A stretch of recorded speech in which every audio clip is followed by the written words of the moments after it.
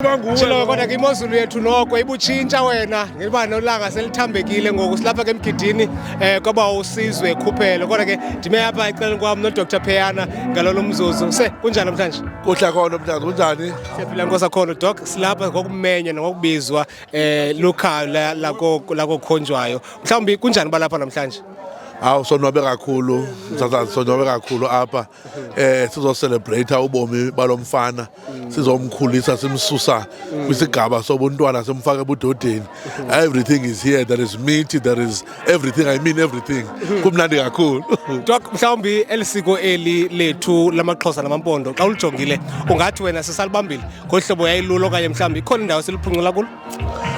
Well, I can say sisalibambile, though there are things they need to be refined here and there, particularly kule ndawo yamakhankatha wherein you observe into yoba umntwana ungene esuthwini wayindoda within less than 2 or 3 years seyikhankathela abanye abantwana.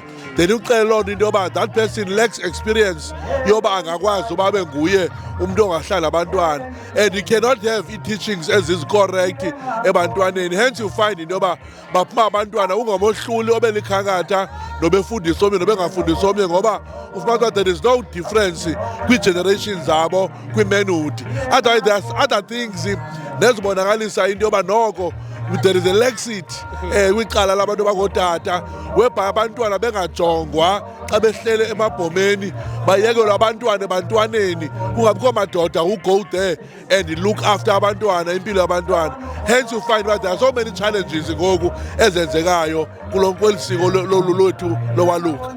Dr Pheyana, xa ndiza kuyeka okanye xa ndikuyeka ndikhulula uhambe amazwi angomshiya nomntana ozoba likrwala kulo nyaka ka-2025 nangoJanuwari ka-2026, ngawaphi mhlawumbi amazwi ongampha wona unyana obesoluka kulo nyaka? Ndingamshiya namazwi athi makayazi into yoba into yobudoda okokuqala into efuneka ayi-understande into yoba is not necessarily umntu who has been to the mountain, umntu oyindoda. I-manhood has got everything to do with the responsibility.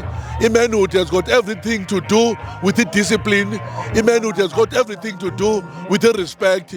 No respect, no discipline, no understanding into yoba you are graduating from a stage soba inkwenkwe yoba indoda, then that ceases to be indoda lo mntu lowo. Hence I will say kuye makaqiniseke into yoba sticks kwi-basics the manhood, which is a responsibility, which is discipline.